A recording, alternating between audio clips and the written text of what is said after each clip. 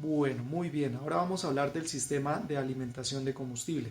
El sistema de alimentación de combustible, y básicamente hablando de alimentación de gasolina, pues se conforma de un sistema que es común tanto para motores de carburador como para motores de inyección. Sin embargo, vamos a ver las principales características y diferencias entre ellos. Bien, como primera medida debemos distinguir que el sistema de alimentación de gasolina está conformado por todos aquellos elementos encargados de almacenar, transportar y dosificar el combustible necesario para el funcionamiento óptimo del motor.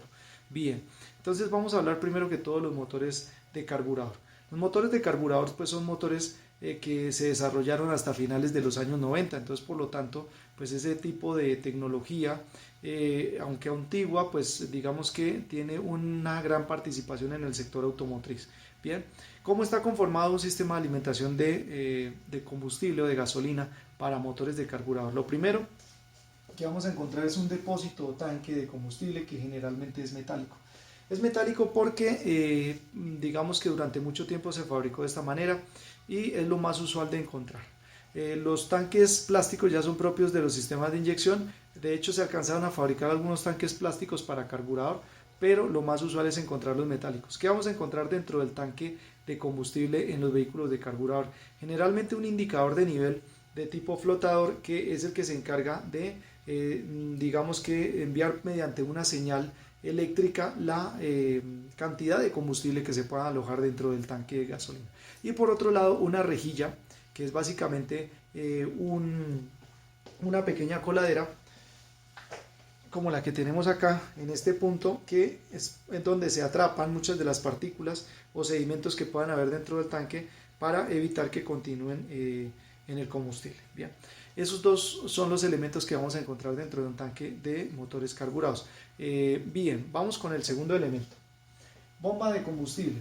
Las bombas de combustible para los motores de carburador por lo general son de tipo mecánico, aunque también existen algunas que fueron fabricadas de tipo eléctrico sumergible, pero ya fueron en los últimos modelos. La mayoría de las bombas de gasolina que se han producido para motores carburados son de tipo mecánica. Aquí tengo una bomba de tipo mecánica que es básicamente está conformada por un cuerpo de aluminio con una membrana o diafragma que va instalada acá en esta parte, ¿sí? Una membrana, una tubería de entrada y una tubería de salida y una palanca, teniendo en cuenta que la bomba va atornillada al bloque de cilindros o a la culata del motor, pues tiene una palanca que va a ser movida por una de las levas del eje de levas de distribución. Bien, entonces cada vez que la leva empuja esta palanca, pues va a generar un movimiento del diafragma y de esta manera la succión y el empuje a través de la tubería de salida. Esa es la forma como que por la cual funcionan las bombas mecánicas, que son las más usuales de encontrar en los vehículos de carburador. Bien, sea mecánica o sea una bomba de tipo eléctrica sumergible, porque por lo general estas, digamos que en la década de los 90, desde mediados de los 80 y los 90 se empezaron a fabricar sistemas de carburador con bomba eléctrica sumergible. Iba dentro del tanque, pero la característica que tiene cualquiera de estas dos bombas, bien sea mecánica instalada sobre el motor o eléctrica sumergible en el tanque, es que debe producir una presión muy baja. Esta presión debe estar calculada entre 2 a 5 psi. Es importante tener en cuenta esta medida. ¿Por qué? Porque si tenemos una presión por debajo de esta, pues va a haber problemas o deficiencia en el ingreso de combustible al motor, ¿sí? Entonces, a plena carga, el motor puede quedarse sin combustible, agotándose más rápido de lo que ingresa al carburador. Bien, entonces, ¿cómo se mide? Porque esto es algo muy importante, a través del vacúmetro. El vacúmetro, como vimos, es un instrumento que girando en sentido horario nos permite medir la presión, presiones que pueden llegar hasta los 10 psi, adecuado para medir presión de bomba de gasolina en carburadores, y hacia el sentido antihorario nos mide vacíos, que eso es algo que ya vamos a ver más adelante en diagnóstico y sincronización. Bien, entonces importante esta medida, 2 a 5 psi es la presión que debe tener una bomba de gasolina para carburador, así pues que debe ubicarse esta presión entre 2 máximo 5. ¿Qué pasa si la presión está por encima? Si la presión está por encima, pues va a llegar a un momento en el que se inunda el carburador porque el sistema de flotador y punzón va a ser incapaz de cerrar esta presión. ¿Listo? Entonces es importante esa parte. Viene el tercer elemento, los filtros. Los filtros para carburador o para motores carburados generalmente son de plástico, translúcidos, ¿sí? Entonces aquí vemos un filtro para carburador que es plástico, translúcido. Hay que tener siempre en cuenta la flecha al momento de instalarlo. Este quiere decir que la dirección del flujo es de allá hacia acá, ¿sí? Entonces viene del tanque, va hacia el carburador.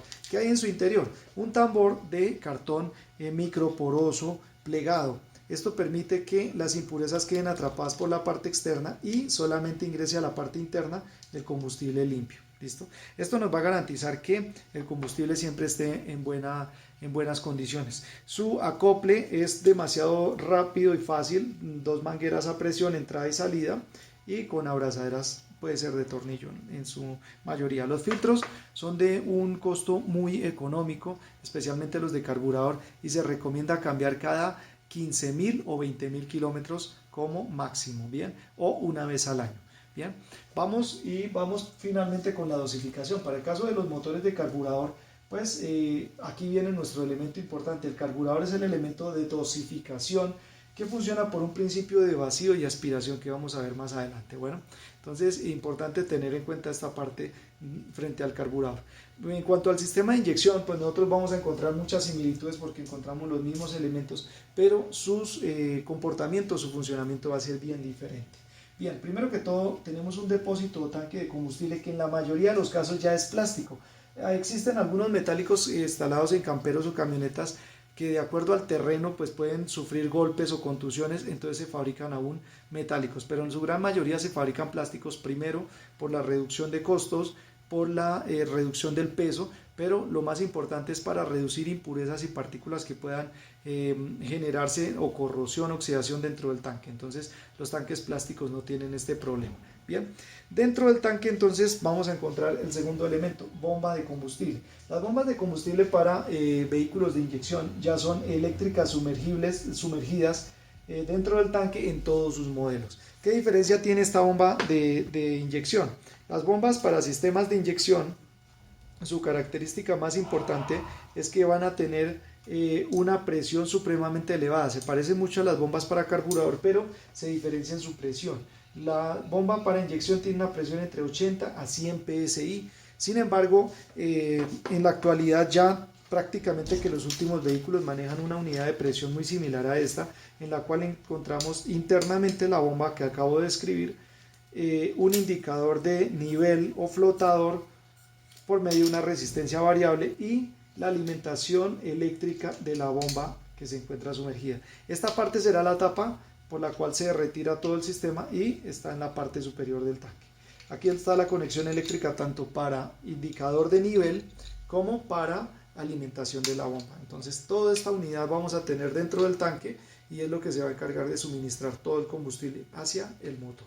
Bien, desde aquí generalmente ya va a salir la presión regulada entre 45 a 50 psi, que es la presión nominal en el riel de inyectores. Bien, eso lo veremos en el capítulo de sistemas de inyección. Bueno, los filtros. Como tercera medida, los filtros. Pues los filtros, aquí hay una gran diferencia con los filtros de carburador. Tenemos un filtro que es metálico.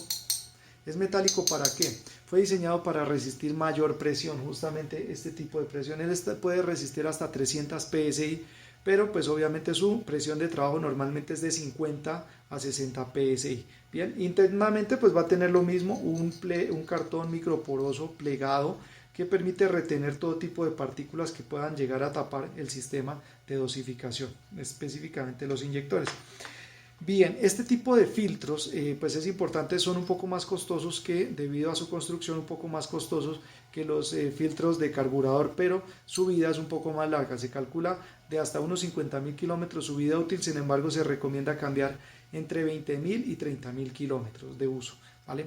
Entonces es bien importante, aproximadamente cada 2 años. Bueno, bien, y vamos a la parte final, dosificación. La dosificación para el caso de los sistemas de inyección, pues tenemos un sistema completamente sofisticado y es un sistema electrónico de inyección por presión positiva, mediante la cual los inyectores pulverizan el combustible antes de la válvula de admisión para ser aspirado al interior del motor.